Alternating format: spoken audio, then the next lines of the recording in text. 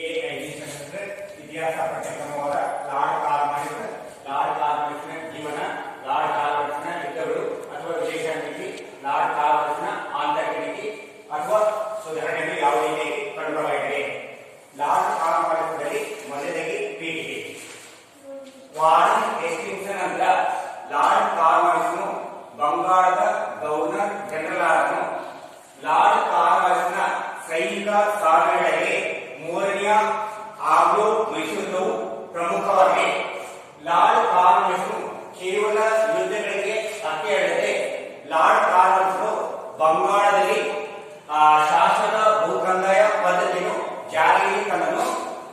ಕಾನೂನು ಕ್ಷೇತ್ರದಲ್ಲಿ ಸುಧಾರಣೆಗಳು ಮಾಡಿದನು. ಕಾರ್ನ್ವಾಲಿಸ್ನು ಸಾಮಾಜಿಕ, ಆರ್ಥಿಕ, ಧಾರ್ಮಿಕ, ಸಾಹಿತ್ಯ, ಶಿಕ್ಷಣ, ಕಲೆ, ವಾಸ್ತುಶಿಲ್ಪ ರಂಗಗಳಿಗೆ ಕೊಡುಗೆಯನ್ನು ನೀಡಿದ್ದಾನೆ. ನಂತರ ಲಾರ್ಡ್ ಕಾರ್ನ್ವಾಲಿಸ್ನ ಜೀವನ.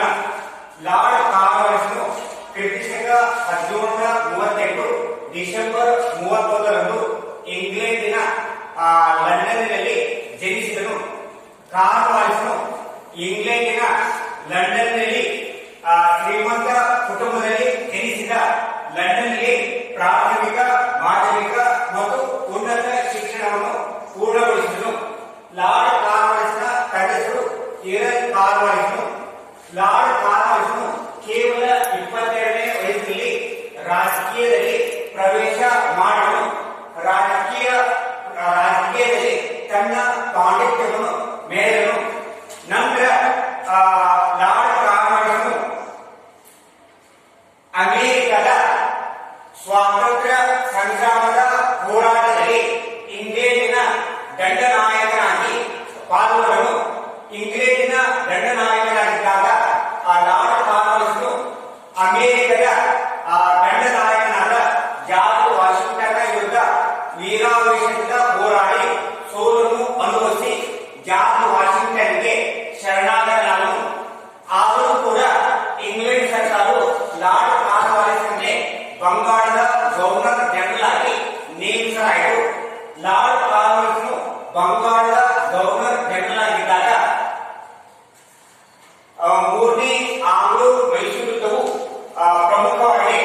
ಲಾರ್ಡ್ ಕಾರ್ನ್ವಾಲಿಸ್ನು ಕೇವಲ ಯುದ್ಧಕ್ಕೆ ಅಷ್ಟೇ ಅಲ್ಲದೆ ಶಾಸಕ ಭೂ ಕಂದಾಯ ಪದ್ಧತಿ ಅಥವಾ ಜಮೀನ್ದಾರಿ ಪದ್ಧತಿಯಲ್ಲಿ ಸುಧಾರಣೆ ಮಾಡಿದನು.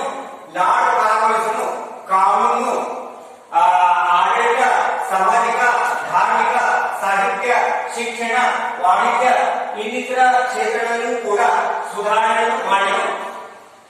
ನಂತರ ಲಾರ್ಡ್ ಕಾರ್ನ್ವಾಲಿಸ್ನು ಕ್ರಿಸ್ತಶಕ 1805ರಲ್ಲಿ ಮರಣ ಹೊಂದಿದನು. ನಂತರ ಲಾರ್ಡ್ ಕಾರ್ನ್ವಾಲಿಸ್ನ ಯುದ್ಧಗಳು ಅಥವಾ ಸೈನಿಕ ಸಾಧನೆಗಳು ಅಥವಾ ವಿದೇಶಾಂಗ ನೀತಿ.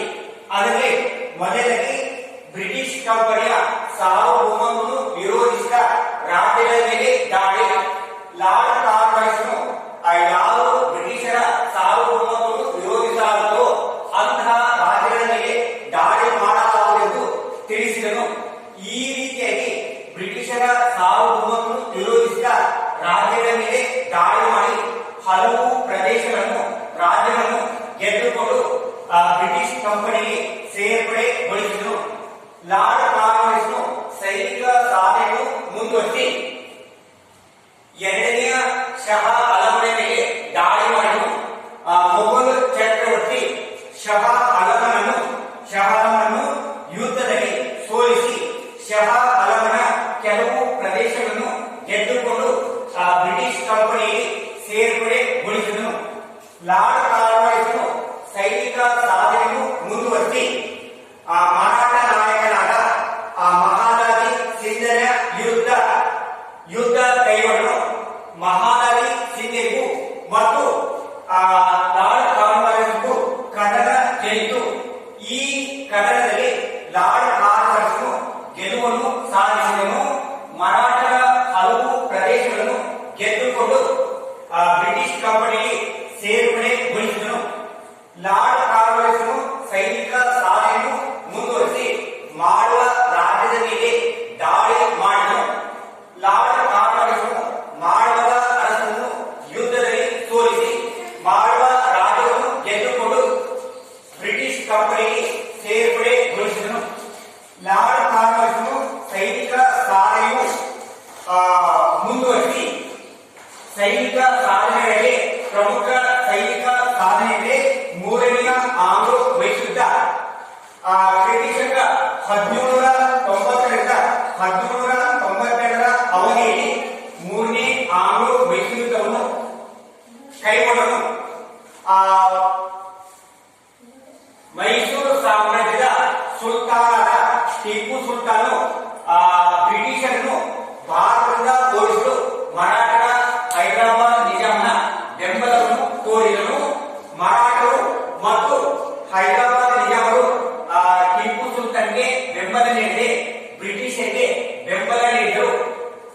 ಅದೇ ರೀತಿಯಾಗಿ ಟಿಪ್ಪು ಸುಲ್ತಾನು ಬ್ರಿಟಿಷರನ್ನು ಭಾರತದಿಂದ ಓಡಿಸಲು ಟರ್ಕಿಯ ಸುಲ್ತಾನ, ಫ್ರಾನ್ಸಿನ Napoleon Bonaparte, Kabul, Afghanistan, Syria, Mauritius, Arabia ಇನ್ನಿತರ ದೇಶಗಳಿಗೆ ತನ್ನ ರಾಯಭಾರಿಗಳನ್ನು ಕಳಿಸಿ ಬ್ರಿಟಿಷರ ವಿರುದ್ಧ ತನಗೆ ಸೈನ್ಯದ ಸಹಾಯವನ್ನು ಮಾಡಬೇಕೆಂದು ಕೇಳಿಕೊಂಡನು.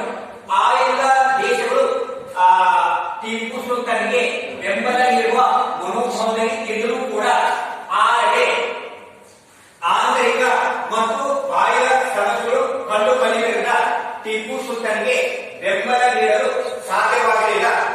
ಟಿಪ್ಪು ಸುಲ್ತಾನು ವಿಧಿಯಿಲ್ಲದೆ ಬ್ರಿಟಿಷರ ವಿರುದ್ಧ ಯುದ್ಧವನ್ನು ಕೈಗೊಂಡನು. ಮೊದಲು ಲಾರ್ಡ್ ಕಾರ್ನ್ವಾಲಿಸನು ಬೆಂಗಳೂರಿನ ಮೇಲೆ ದಾಳಿ ಮಾಡಿ ಬೆಂಗಳೂರನ್ನು ಗೆದ್ದುಕೊಂಡನು. ನಂತರ ಲಾರ್ಡ್ ಕಾರ್ನ್ವಾಲಿಸನು ಟಿಪ್ಪು ಸುಲ್ತಾನ ರಾಜಧಾನಿಯಾದ ಶ್ರೀರಂಗಪಟ್ಟಣದ ಮೇಲೆ ದಾಳಿ ಮಾಡಿದನು. ಶ್ರೀರಂಗಪಟ್ಟಣದಲ್ಲಿ ಟಿಪ್ಪು ಸುಲ್ತಾನ್ಗೂ ಮತ್ತು ಲಾರ್ಡ್ ಕಾರ್ನ್ವಾಲಿಸನ ಸೈನಿಕರು ಭೀಕರವಾದ ಕದನ ಜರುಗಿತು. ಈ ಭೀಕರವಾದ ಕದನದಲ್ಲಿ ಟಿಪ್ಪು ಸುಲ್ತಾನು ಸೋಲನ್ನು ಅನುಭವಿಸಿದನು. ನಂತರ ಕ್ರಿಟಿಶಕ 1792ರಲ್ಲಿ ಶ್ರೀರಂಗಪಟ್ಟಣ ಒಪ್ಪಂದದ ಪ್ರಕಾರವಾಗಿ ಮೂರನೆಯ ಆಂಗ್ಲೋ ವೈಶ್ವಿಕವು ಮುಕ್ತಾಯಗೊಂಡಿತು. ಕ್ರಿಟಿಶಕ 1792ರ ಶ್ರೀರಂಗಪಟ್ಟಣ ಒಪ್ಪಂದದ ಕರಾರುಗಳಲ್ಲಿ ಟಿಪ್ಪು ಸುಲ್ತಾನು ತನ್ನ ಅರ್ಧ ಸಾಮ್ರಾಜ್ಯವನ್ನು ಬ್ರಿಟಿಷರಿಗೆ ಬಿಟ್ಟುಕೊಡುವುದು, ಟಿಪ್ಪು ಸುಲ್ತಾನು ಸೆರೆ ಹಿಡಿಯಲಾದ ಬ್ರಿಟಿಷ್ ಕೈದಿಗಳನ್ನು ಬಿಟ್ಟುಕೊಡುವುದು ಮತ್ತು ಬ್ರಿಟಿಷರ ಪ್ರದೇಶಗಳನ್ನು ಬಿಟ್ಟುಕೊಡುವುದು. ನಂತರ ಟಿಪ್ಪು ಸುಲ್ತಾನು ಯುದ್ಧ ದಂಡ ರೂಪದಲ್ಲಿ ಬ್ರಿಟಿಷರಿಗೆ 3 ಕೋಟಿ ರೂಪಾಯಿಗಳನ್ನು ನೀಡುವುದು. ಟಿಪ್ಪು ಸುಲ್ತಾನ್ಗೆ ಅಷ್ಟು ಹಣವು ಇರದೇ ಇದ್ದುದರಿಂದ ಟಿಪ್ಪು ಸುಲ್ತಾನು ತನ್ನ 2 ಗಂಡು ಮಕ್ಕಳನ್ನು ಬ್ರಿಟಿಷರಿಗೆ ಒತ್ತೆಯಾಳುಗಳಾಗಿ ಇಟ್ಟನು. ನಂತರ ಟಿಪ್ಪು ಸುಲ್ತಾನ ಹಲವು ಪ್ರದೇಶಗಳನ್ನು ಬ್ರಿಟಿಷರು, ಮರಾಠರು ಮತ್ತು ಹೈದರಾಬಾದ್ ನಿಜಾಮರು ಹಂಚಿಕೊಂಡರು. ನಂತರ ಲಾರ್ಡ್ ಕಾರ್ನ್ವಾಲಿಸನ ಆಂತರಿಕ ನೀತಿ ಅಥವಾ ಲಾರ್ಡ್ ಕಾರ್ನ್ವಾಲಿಸನ ಸುಧಾರಣೆಗಳು, ಅದರಲ್ಲಿ ಮೊದಲನೇ ನಾಗರಿಕ ಸೇವಾ ಶಾಸನ. ಲಾರ್ಡ್ ಕಾರ್ನ್ವಾಲಿಸನು ಕ್ರಿಟಿಶಕ 1793ರಲ್ಲಿ ನಾಗರಿಕ ಸೇವಾ ಶಾಸನವನ್ನು ಜಾರಿಗೆ ತಂದನು. ಈ ನಾಗರಿಕ ಸೇವಾ ಶಾಸನದ ಪ್ರಕಾರವಾಗಿ ನೇಮಕಾತಿ, ವೇತನ, ಅರ್ಹತೆ, ಬಡ್ತಿ ಈ ಎಲ್ಲ ನೌಕರದಾರರಿಗೆ ಒದಗಿಸಿದನು. ಈ ರೀತಿಯಾಗಿ ಇಂತಹ ನೌಕರದಾರನು ನೇಮಕ ಮಾಡಿದ್ದರಿಂದ ನಾಗರಿಕ ಸೇವೆಗೆ ಸಮರ್ಥವಾಗಿ ಕಾರ್ಯವನ್ನು ನಿರ್ವಹಿಸಲು ಸಾಧ್ಯವಾಯಿತು. ಲಾರ್ಡ್ ಕಾರ್ನ್ವಾಲಿಸನು ಭ್ರಷ್ಟಾಚಾರ, ಲಂಚವನ್ನು ಸ್ವೀಕರಿಸುವವರ ಮೇಲೆ ಕಠಿಣವಾದ ಕ್ರಮಗಳನ್ನು ಕೈಗೊಂಡನು. ನಂತರ ಲಾರ್ಡ್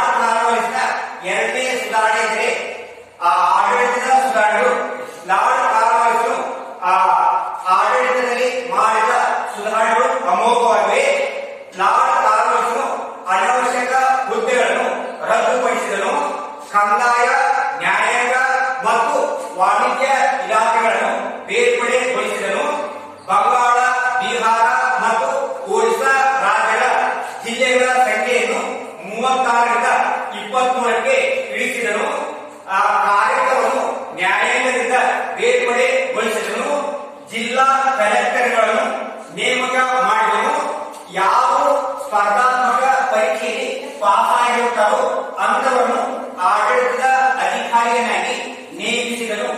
ಈ ರೀತಿಯಾಗಿ ಆಡಳಿತ ಕ್ಷೇತ್ರದಲ್ಲಿ ಮಾಡಿದ ಸುಧಾರಣೆಯು ಅಮೋಘವಾಗಿದೆ. ಮೂರನೆಯ ಸುಧಾರಣೆ ಎಂದರೆ ಪೊಲೀಸ್ ಸುಧಾರಣೆ. ಲಾರ್ಡ್ ಕಾರ್ನ್ವಾಲಿಸ್ನು ಪೊಲೀಸ್ ಕ್ಷೇತ್ರದಲ್ಲಿ ಮಾಡಿದ ಸುಧಾರಣೆಯು ಅಮೋಘವಾಗಿದೆ. ಲಾರ್ಡ್ ಕಾರ್ನ್ವಾಲಿಸ್ನು ಜಿಲ್ಲಾ ಠಾಣೆಗಳನ್ನು ಸ್ಥಾಪಿಸಿದನು. ಈ ಜಿಲ್ಲಾ ಠಾಣೆಗಳಲ್ಲಿ ಪೊಲೀಸ್ ಅಧಿಕಾರಿಗಳನ್ನು ನೇಮಕ ಮಾಡಿದನು. ಈ ಪೊಲೀಸರ ಕರ್ತವ್ಯವೆಂದರೆ ಸಾಮ್ರಾಜ್ಯದಲ್ಲಿ ಪ್ರದೇಶದಲ್ಲಿ ಶಾಂತಿ ಸುವ್ಯವಸ್ಥೆಯನ್ನು ಕಾಪಾಡುವುದು.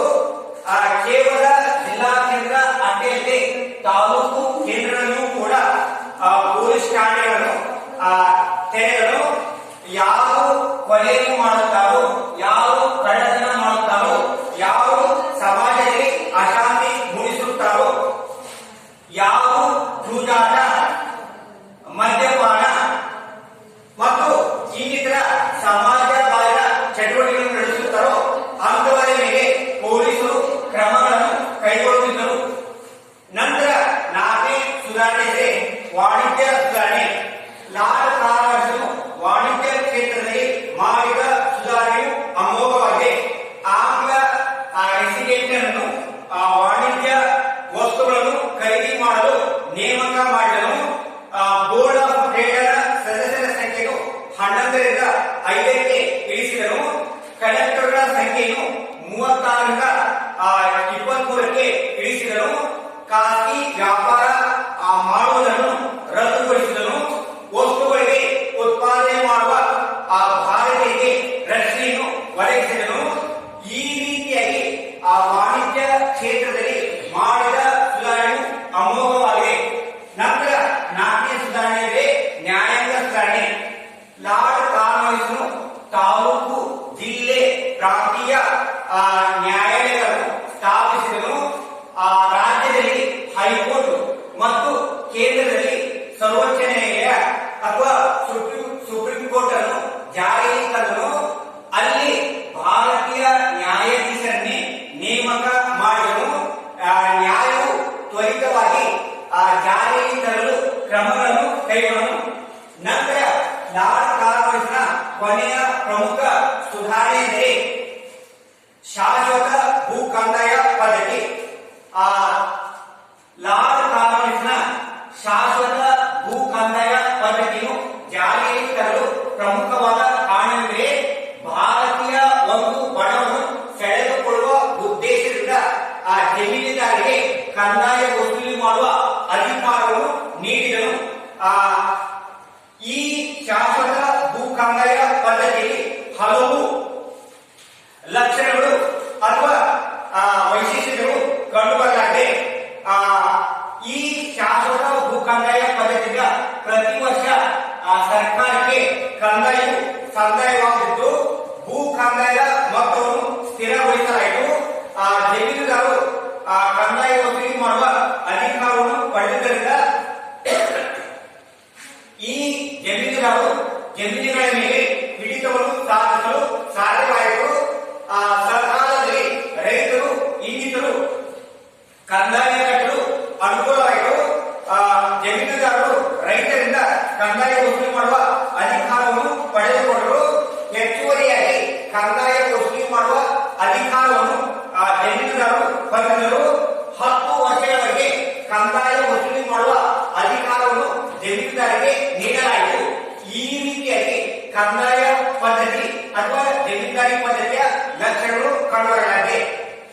ಜಮೀನುದಾರಿ ಪದ್ಧತಿಯ ಒಳ್ಳೆಯ ಗುಣಗಳು ಅಥವಾ ಅನುಕೂಲಗಳೆಂದರೆ ಜಮೀನುದಾರರಿಗೆ ಕಂದಾಯ ವಸೂಲಿ ಮಾಡುವ ಅಧಿಕಾರವನ್ನು ನೀಡಿದರೆ ಬ್ರಿಟಿಷರಿಗೆ ಅನುಕೂಲವಾಯಿತು. ನಂತರ ಜಮೀನುದಾರರು ಕಂದಾಯ ವಸೂಲಿಯನ್ನು ಮಾಡುವ ಅಧಿಕಾರವನ್ನು ಪಡೆದಂತೆ ಈ ಜಮೀನುದಾರರು ಬ್ರಿಟಿಷರಿಗೆ ನಿಷ್ಠೆಯನ್ನು ತೋರಲು ಅನುಕೂಲವಾಯಿತು. ನಂತರ ಜಮೀನುದಾರರು ಭೂಮಿಯ ಫಲವತ್ತತೆಯ ಆಧಾರದ ಮೇಲೆ ತೆರಿಗೆಯನ್ನು ವಿಧಿಸಬೇಕು. ಆದರೆ ಒಮ್ಮೊಮ್ಮೆ ಆ ಜಮೀನುದಾರರು ಹೆಚ್ಚಿನ ರೀತಿಯಲ್ಲಿ ರೈತರಿಂದ ಕಂದಾಯವನ್ನು ಪಡೆದುಕೊಳ್ಳುತ್ತಿದ್ದರು. ಆ ಜಮೀನುದಾರರು ಕೇವಲ ಜಮೀನುಗಳ ಅಷ್ಟೇ ಅಲ್ಲದೆ ಶಿಕ್ಷಣ ಮತ್ತು ಧಾರ್ಮಿಕ ಕ್ಷೇತ್ರಗಳಲ್ಲೂ ಕೂಡ ಜಮೀನುದಾರರು ಪಾಲ್ಗೊಳ್ಳಲು ಅನುಕೂಲವಾಯಿತು. ನಂತರ ರೈತರು ಸರ್ಕಾರಕ್ಕೆ ತೆರಿಗೆಯನ್ನು ಕಟ್ಟಬೇಕಿತ್ತು. ನಂತರ ತೆರಿಗೆಯನ್ನು ಹೆಚ್ಚಿಸುವ ಅಧಿಕಾರವನ್ನು ಜಮೀನುದಾರರು ಹೊಂದಿದ್ದರು. ಆರ್ಥಿಕ ಭದ್ರತೆಯನ್ನು ಒದಗಿಸುವಲ್ಲಿ ಜಮೀನುದಾರರು ತಮ್ಮದೇ ಆದ ಕಾನೂನನ್ನು ಪಾಲಿಸುತ್ತಿದ್ದರು. ನಂತರ ಈ ಜಮೀನುದಾರಿ ಪದ್ಧತಿಯಲ್ಲಿ ಕೆಲವೊಂದು ದೋಷಗಳು ಕಂಡು ಬರಲಾಗಿದೆ. ಆ ಪ್ರಮುಖ ದೋಷಗಳೆಂದರೆ ಕ್ರಿಸ್ತಶಕ 1857ರ ತಂಗಿಯು ಜನ್ಮಿದಾಗ ಆಗ ಜಮೀನುದಾರರು ಶ್ರೀಮಂತರು ಬ್ರಿಟಿಷರಿಗೆ ಬೆಂಬಲವನ್ನು ನೀಡಿದರು. ಆದರೆ ಭಾರತಕ್ಕೆ ಬೆಂಬಲವನ್ನು ನೀಡಲಿಲ್ಲ. ಜಮೀನುದಾರಿಗೆ ಕಂದಾಯ ವಸೂಲು ಮಾಡುವ ಅಧಿಕಾರವನ್ನು ನೀಡಿದರೆ ರೈತರ ಬೇಡಿಕೆಗಳನ್ನು ಮತ್ತು ರೈತರ ಹಿತವನ್ನು ಕಾಪಾಡುವಲ್ಲಿ ಶಾಶ್ವತ ಭೂ ಕಂದಾಯ ಪದ್ಧತಿ ದೋಷವು ಕಂಡುಬರಲಾಗಿದೆ. ಮತ್ತೆ ಭಾರತೀಯ ಸ್ವಾತಂತ್ರ್ಯ ಚಳವಳಿಯಲ್ಲಿ ಈ ಜಮೀನುದಾರರು ಪಾಲ್ಗೊಳ್ಳಲಿಲ್ಲ. ರೈತರ ಹಕ್ಕುಗಳನ್ನು ಜಮೀನುದಾರರು ಮೊಟಕುಗೊಳಿಸಿದರು. ಕಂದಾಯವನ್ನು ಹೆಚ್ಚಿನ ಪ್ರಮಾಣದಲ್ಲಿ ಜಮೀನುದಾರರು ವಸೂಲಿ ಮಾಡುತ್ತಿದ್ದರು. ರೈತರಿಂದ ಇನ್ನಿತರದ ಹೆಚ್ಚಿನ ರೀತಿಯಲ್ಲಿ ಕಂದಾಯ ಹೆಚ್ಚು ವಸೂಲಿ ಮಾಡುವುದರಿಂದ ಜಮೀನುದಾರರು ಶ್ರೀಮಂತರಾಗಲು ಸಾಧ್ಯವಾಯಿತು. ಈ ಜಮೀನುದಾರರು ಕಲ್ಕತ್ತಾ, ಮುಂಬೈ, ದೆಹಲಿ, ಬೆಂಗಳೂರು ಇನ್ನೂ ಮುಂತಾದ ದೊಡ್ಡ ದೊಡ್ಡ ನಗರಗಳಲ್ಲಿ ವಾಸಿಸಿ ವಿಲಾಸಿ ಜೀವನವನ್ನು ಸಾಗಿಸಿದರು. ನಂತರ ಕೊನೆಯಲ್ಲಿ ಉಪಸಂಹಾರ. ಹೀಗೆ ಲಾರ್ಡ್ ಕಾರ್ನ್ವಾಲಿಸ್ ಸೈನಿಕ ಸಾಧನೆಗಳಲ್ಲಿ ಮೂರನೇ ಆಂಗ್ಲೋ ವೈಶ್ವಿಕ ಯುದ್ಧವು ಪ್ರಮುಖವಾಗಿದೆ. ಲಾರ್ಡ್